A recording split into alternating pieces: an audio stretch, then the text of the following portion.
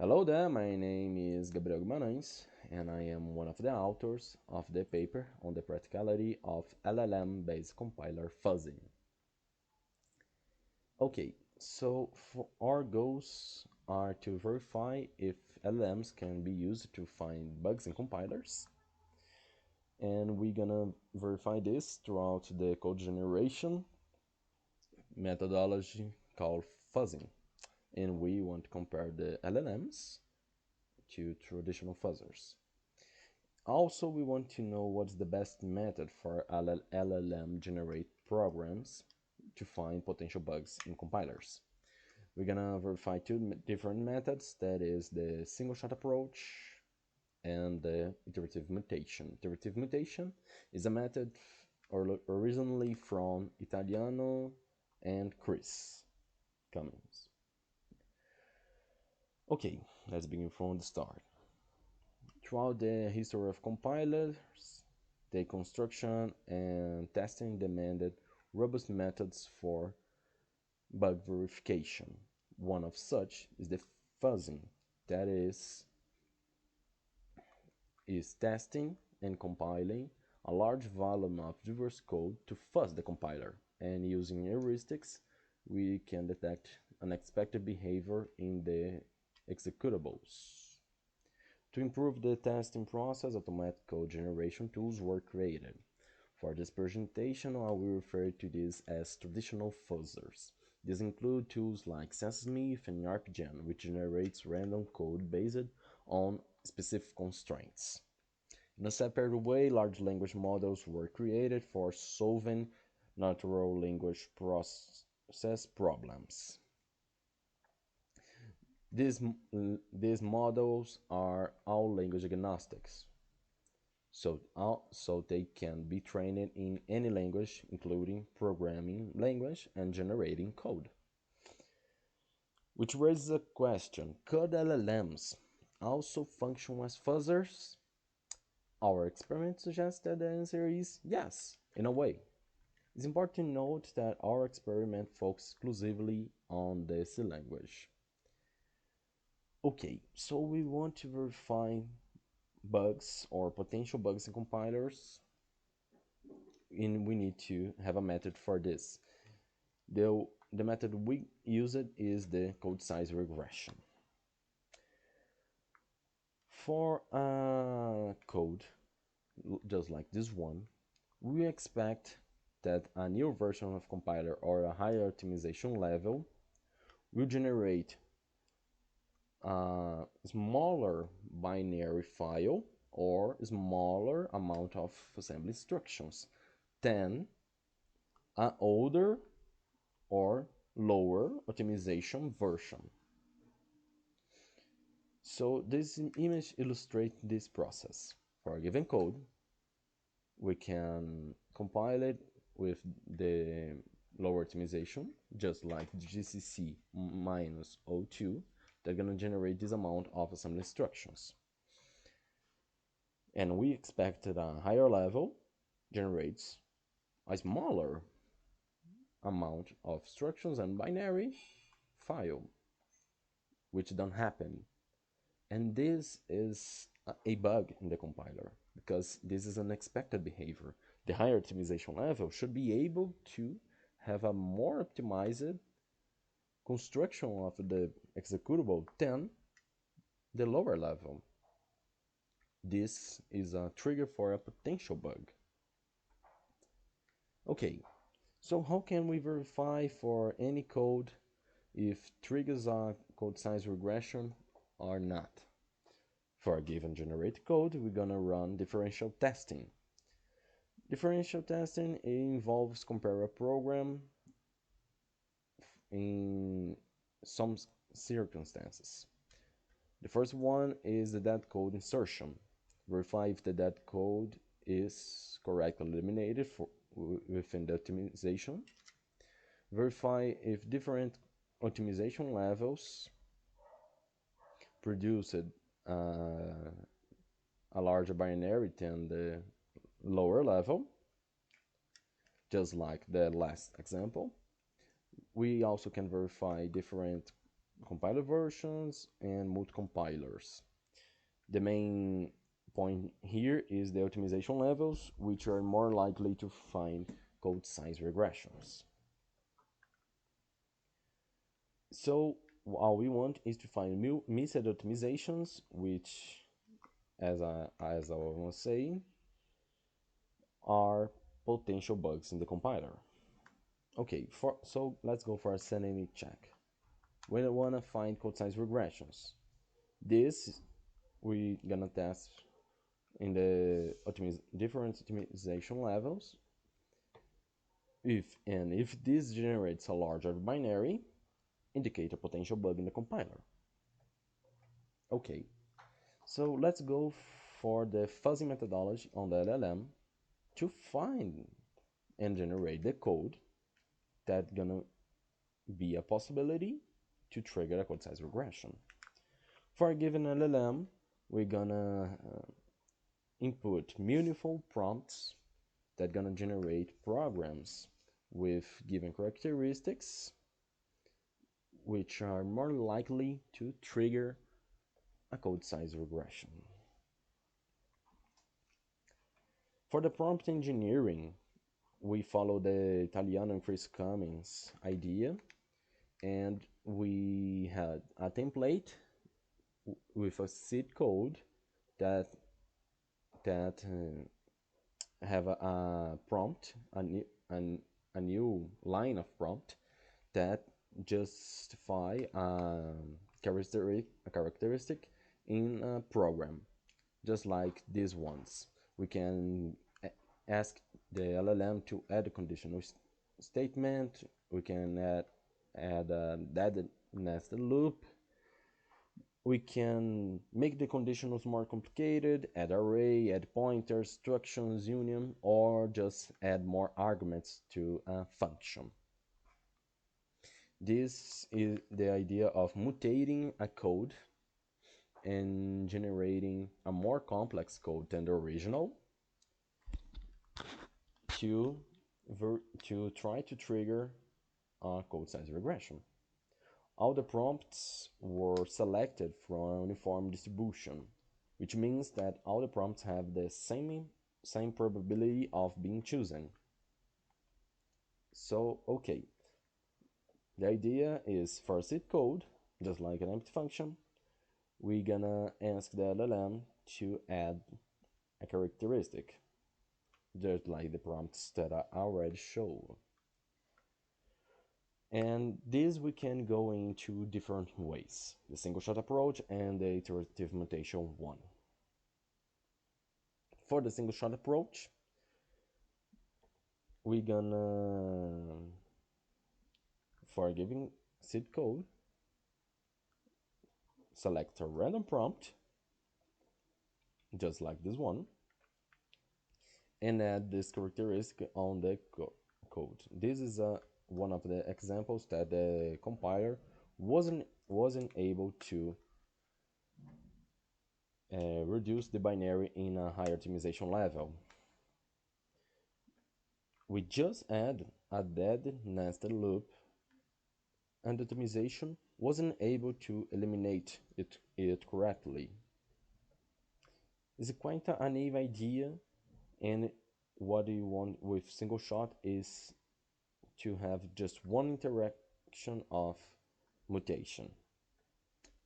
The return mutation, on the other hand, gonna run n times until it triggers a code size regression. For a given seed code, we're gonna randomly choose a prompt from the uniform distribution,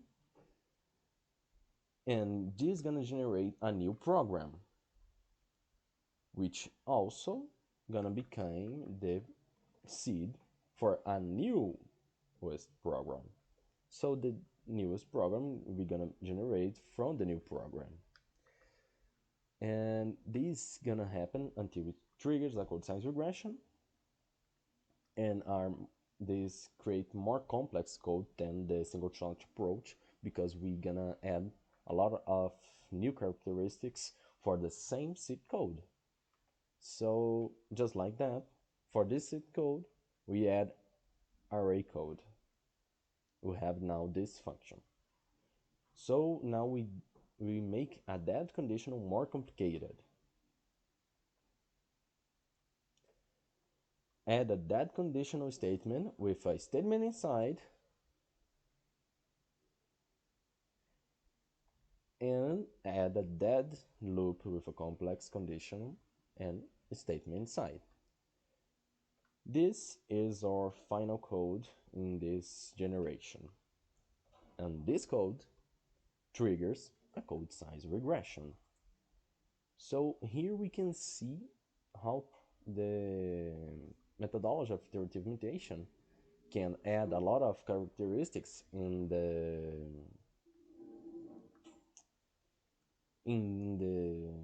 original program, and this is a way that the compiler can't optimize it as expected. This is an expected behavior on the executables. So just a little recap. For given seed code, we add just 4 times mutations, and the 4 times mutation generates a code that triggers a code size regression. Okay, so this is the method from Italiano and Cummins, and this is the methodology that we base to create the single shot approach. The same of the iterative mutation, but it stops in the first interaction, just add one mutation. In this, as the name suggests, the single shot. So for the experiment of the LLM fuzzing, we set the experiment for 3 hours, and we generate programs comparing the following LLMs against 2 traditional fuzzers. The LLMs were the LlaMA 3.1 8 billion, Code LlaMA 7 billions, Code LlaMA 13 billions, DeepSeek Reasonable 1, this still in the LlaMA 3.1 8 billions, the DeepSeek Coder version 2, and the DeepSeek Coder version 1. The number and B here indicates the size of the model. 8 billion, 7 billions. Almost any models here have higher higher sizes of the same, but we follow this because of our hardware limitations. For the traditional fuzzers, we've selected the CSmith, known for its robust and probably correct program generates, which generates, unsurprisingly, achieved a 100% compilation rate in our tests. And we also selected the YARPGen, another robust generator known for its high throughput of programs. So the first thing is, what is throughput? Throughput is the number of programs both generated and successfully compiled within a fixed time. We set the fixed time as 3 hours. This metric serves as a proxy for efficiency and energy consumption. Okay, for this graph, we see here in the IX the number of programs generated in log scale, and here we can see the models. LR 3.1 is the LlaMA 3.1, CL7 is the Code LlaMA 7, CL13 is the Code LlaMA 13 billions, DeepSeek Reasonable 1, DeepSeek Coder 1, DeepSeek Coder 2, CS is CSmith, and IG is the YARPGen. Okay, so the highest throughput of all the cases is the YARPGen that generate 2,222 different programs. And for the LLMs, is the LlaMA 3.1 in iterative mode that produces 186 programs. The worst performance is the code LlaMA 7 with only 20 programs in the iterative mutation approach. Another highlight is that CSmith produced 2,063 programs. So the next figure shows that the compilation rate, that while CSmith achieved 100% rate, here in the IAA scale, that we can see the rate and the models again, our LLM-based fuzzers outperform YARP-Gen in some cases, which rates approaching with 78.5%. This shows that LLMs are capable of generating synthetically valid code. And interestingly, for the LLMs, the single-shot strategy generally yields higher compilation rates than the iterative one. As we can see here, almost all models with the single-shot approach had a higher compilation rate. However, the compilation rate alone doesn't tell the whole story. So for the next figure, we're gonna verify the proportion of regressions per program generated. We see here in the models against the proportion of regression per program, and the LlaMA achieved the highest regression per program with 4.85%. Find one regression for every 20 compiled program. All the LLMs we tested surpassed YARP-Gen, which regression rate was just 0.057%. The result is significant because it shows that while traditional fuzzers like YARP-Gen produce more code, the code generated by the LLM are more effective to find potential bugs throughout the code size regression. Here we can see the DeepSeek Original 1 and the DeepSeek Coder 2, such as the CSmith. These models were the only models that found regressions, and all regressions are different from each other. Okay, so we need to verify also the absolute number of regressions. Here we can see the number of regressions in log scale against the models. The highest of all are the CSmith that have the clear winner of finding regressions with 96 regressions within 3 hours. However, the key takeaway is the performance of LlaMA 3.1, which found 5 distinct regressions, outperforming YARP-Gen and outperforming the other LLMs models. And then we have the DeepSeek Original 1, DeepSeek Coder 2, and the YARP-Gen that found only 1 regression. So, in technical manners, the DeepSeek Original 1, Coder 2, and YARP-Gen have the same performance in terms of regressions.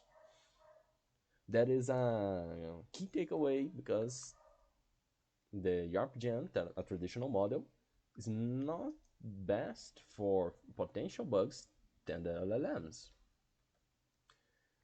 And between the different methods for code generation and code size trigger, we have here the LLMs from the LlaMA that found 5 regressions and performed better than the single shot approach. The LlaMA 3.1 interpretive mutation is the model that Chris Cummins and David Italiano tested, which proves that the iterative mutation in the LlaMA is the best methodology for code generation and code size regression trigger.